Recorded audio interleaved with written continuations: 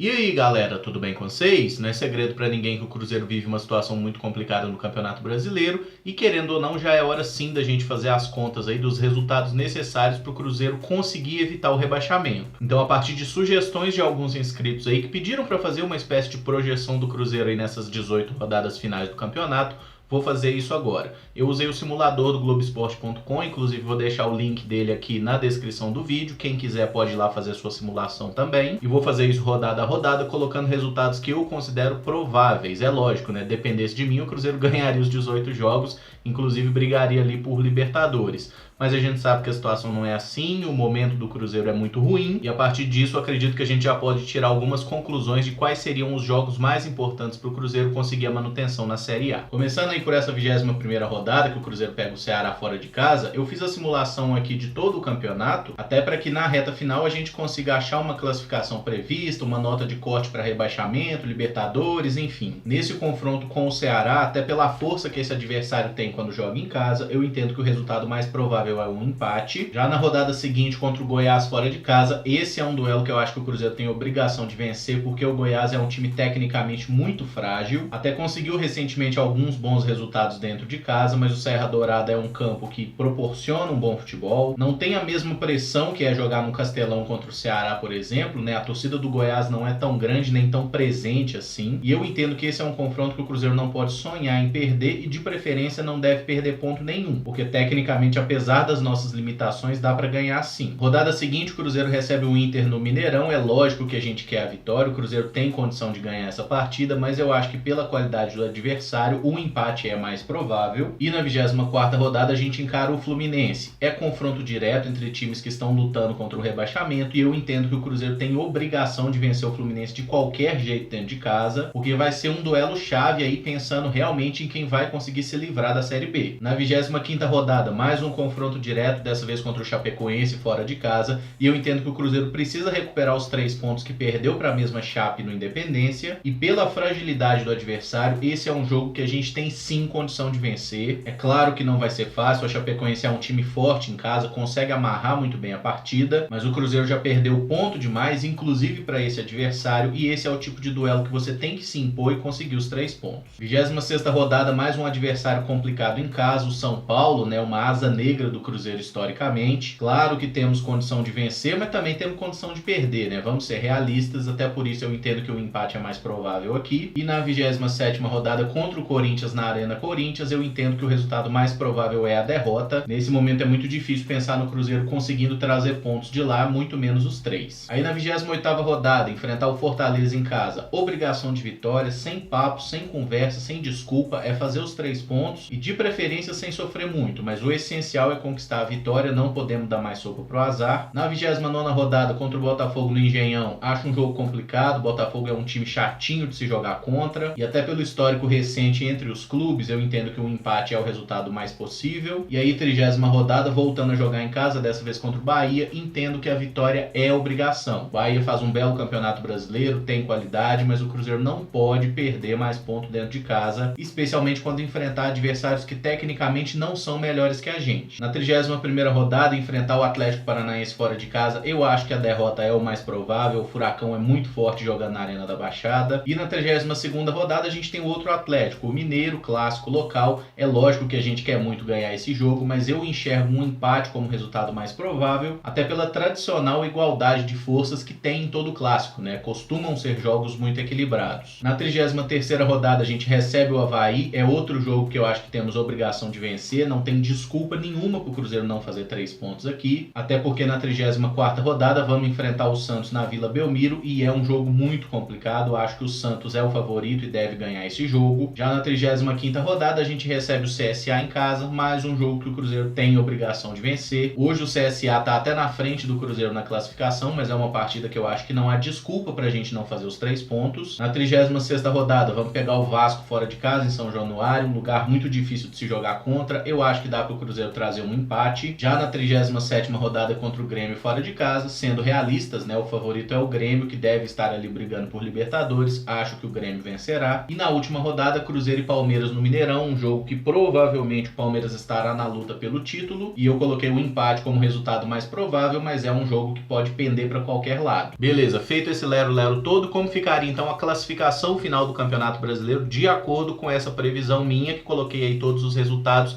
inclusive dos outros jogos. O Cruzeiro fecharia o Campeonato Brasileiro com 46 pontos em 12º lugar na tabela e classificado para a Copa Sul-Americana. Reitero que tentei fazer uma previsão que não seja muito positiva nem muito negativa, né? Tentei ser o mais realista possível, e é claro que é impossível a gente ter garantia de qualquer coisa, essa é só uma classificação provável, cheia de subjetividades, né? É realmente uma simulação. Mas quando a gente pega aí esses 18 jogos restantes, né? O Cruzeiro conseguiria 7 vitórias, 7 empates e 4 derrotas. E eu até gostaria de ressaltar que cada vitória que a gente consegue, né? Especialmente num jogo em que a vitória não seja prevista, tem um valor muito grande nessa nossa briga contra o rebaixamento, porque os times que estão ali embaixo costumam pontuar pouco, né? Tanto que essa nota de corte, aí o primeiro time que não foi rebaixado seria o Vasco com 40 pontos, e o Cruzeiro conseguiria ter 6 pontos à frente desse número limite. Tem gente, inclusive, alguns matemáticos, trabalhando com a projeção de que com 39, 40 pontos um time consiga se salvar. Mas eu entendo que o Cruzeiro tem que somar no mínimo 45 pontos, a gente não pode dar nenhum tipo de sopa pro azar, especialmente quando o Fluminense é um time que tá ali perto da zona de rebaixamento, porque a gente sabe que no tribunal os caras são imbatíveis. Olhando os jogos aí que o Cruzeiro conseguiria vencer, né? Goiás, Fluminense, Chapecoense, Fortaleza, Bahia, Avaí e CSA, são times que, na minha opinião, tecnicamente, são piores que o Cruzeiro. A gente tem totais condições de vencer esses jogos. Agora a gente tem que parar de perder ponto bobo, parar de tropeçar em casa, porque você perder um jogo pro Flamengo ou perder pro Palmeiras fora de casa não é nenhum absurdo. O Cruzeiro estar nessa situação horrorosa é justamente pelos pontos desperdiçados contra equipes piores. Vocês devem ter notado que Atlético Mineiro e Avaí estão apenas com 37 jogos aí na simulação. É porque eu tô gravando esse vídeo na segunda-feira, antes do jogo entre os times, e não tem como simular essa partida. Mas não vai mudar em nada aqui a tabela. O Avaí eu acredito que será rebaixado, independente desse jogo contra o Atlético, e o Atlético eu acredito que vai pegar a vaga na Sul-Americana também. E a título de curiosidade, né, pela minha simulação aí, o Flamengo foi campeão, brigando até a última rodada contra o Palmeiras. Santos e Corinthians terminaram aí no G4, Internacional e Grêmio ficaram aí no G6, que também tem vaga em Libertadores. Bom, galera, essa é a minha projeção. Eu não tenho aqui a ilusão de prever o futuro, não é isso, mas eu só quis mostrar basicamente quais aqueles jogos que eu entendo que são as partidas-chave para o Cruzeiro sair dessa situação difícil. E quando a gente olha assim, né, matematicamente não é uma situação desesperadora ainda, mas se o Cruzeiro não começar a reagir urgentemente, essa situação vai ficar cada vez pior. E só dou um exemplo, né? Há 3 rodadas atrás, o Cruzeiro precisava de 9 vitórias em 21 jogos. Nós perdemos os 3 jogos, agora já é um aproveitamento de 50% para não cair. Por isso que a reação tem que começar o quanto antes. Eu botei aí na projeção um empate contra o Ceará nesse jogo de quarta-feira,